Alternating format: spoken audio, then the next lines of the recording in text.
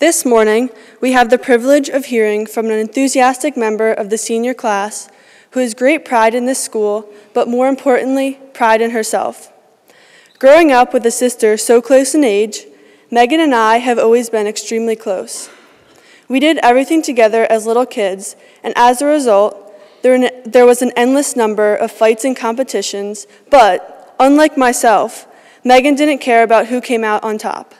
She was, and still is, more concerned about having fun and doing what she loves despite the opinions of others. Although I do have to look down to Megan because of our 5-inch height difference, in reality it is just the opposite. I look up to her and strive to be the loyal and trustworthy sister and friend that she is to many. So please stand to greet my sister, Meg Kilcullen.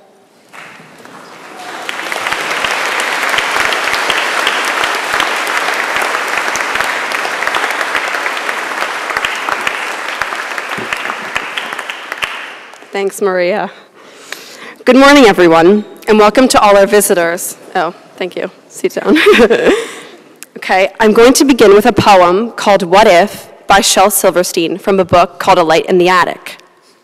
Last night, while I lay thinking here, some what ifs crawled inside my ear and pranced and partied all night long and sang their same old what if song. What if I'm dumb in school? What if they've closed the swimming pool? What if I get beat up? What if there's poison in my cup? What if I start to cry? What if I get sick and die? What if I flunk that test? What if green hair goes on my chest? What if nobody likes me? What if a bolt of lightning strikes me? What if I don't grow taller? What if my head starts getting smaller? What if the fish won't bite? What if the wind tears up my kite? What if they start a war? What if my parents get divorced? What if the bus is late? What if my teeth don't grow in straight? What if I tear my pants? What if I never learn to dance? Everything seems well, and then the nightmare what if strikes again. I feel like I can speak for many when I say the what if question is one of the most challenging questions that runs through the human mind. I constantly find myself wasting enormous amounts of time trying to answer these endless questions in my head. Usually, the what if question is viewed as having a negative connotation. For example, what if I mess up? What if people don't like me? We ask what if because we are afraid of the unknown. We are afraid of the worst case scenario. We are afraid of what others will think. We are afraid of being judged. As humans, being judged is unfortunately unavoidable. However, the way we deal with being judged and falsely perceived is what shapes character. The moments when we deal with challenge and adversity are the moments when our true colors are revealed. Our chapel theme for this year is With God, All Things Are Possible. I believe having a strong sense of faith in anything will guide you to success. To me, religion is about having faith, which could be interpreted in many different ways. Your faith could be in God, your family, your friends, or even yourself. If you have faith, all things are possible. If you have faith, the what if questions will begin to disappear. One of the most important rules of improvisation is letting go of the judge. This simply means to not be self-critical. In improv, it is crucial to fully throw yourself in a scene. You will not be funny or create a skit spontaneously without completely investing. You must let go of all prior emotions and just be in the moment. As a performer, being self-conscious and insecure on stage is a natural feeling, but you must let go of that idea in your mind in order to be committed as a character. In fact, being apprehensive about getting involved is common for high school students. Many kids go through high school not doing the things they love because they are afraid of what others will think. I can't even count the amount of times I have been hesitant about answering a question in class because I thought in my head, what if I am wrong? Having this fear is not worth missing out on the opportunities you may never get back. This rule of improv, which I've learned over the years of being involved with theater, is a rule that I live by. If I let go of the judge and not be totally wrapped up in the what ifs, then I feel truly confident and capable of anything.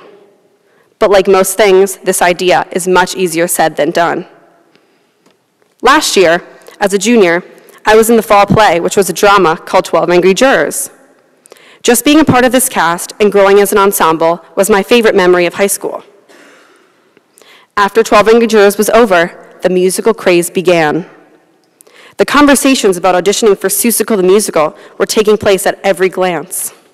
Cardboard cutouts of the Cat in the Hat seemed to be staring at me as I walked around this campus. I was being summoned. I really wanted to audition, but there was only one problem. I cannot sing to save my life. Thinking about auditioning and having to stand up in front of the directors made me sick to my stomach. I literally have the voice of a man. Yeah, it's true.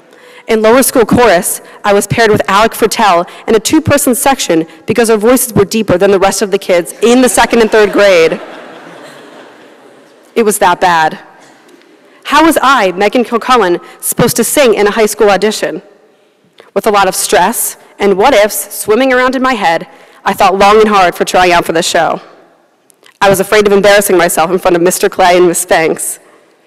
After my audition, Mr. Clay told me I wasn't that bad of a singer, which I still don't believe because my sister laughs every time I try to harmonize to Taylor Swift songs in the car.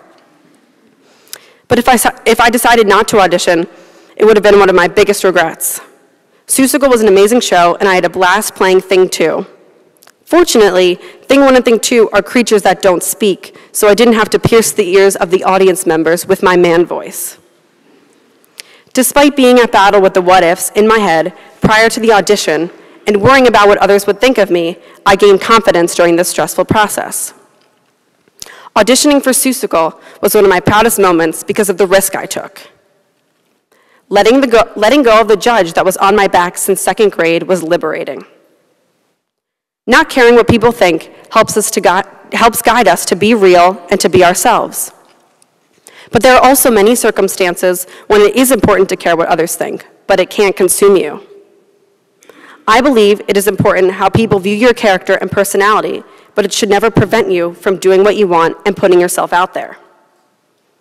Being involved in theater is how I chose to put myself out there. On the athletic fields, stand up and be a leader. Who cares what the others say?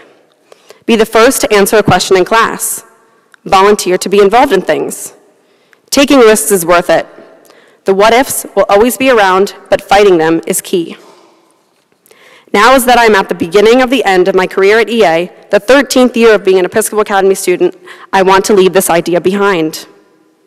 I want the EA students to be comfortable being themselves and doing things because they love them, not how they are viewed by their peers or anybody else.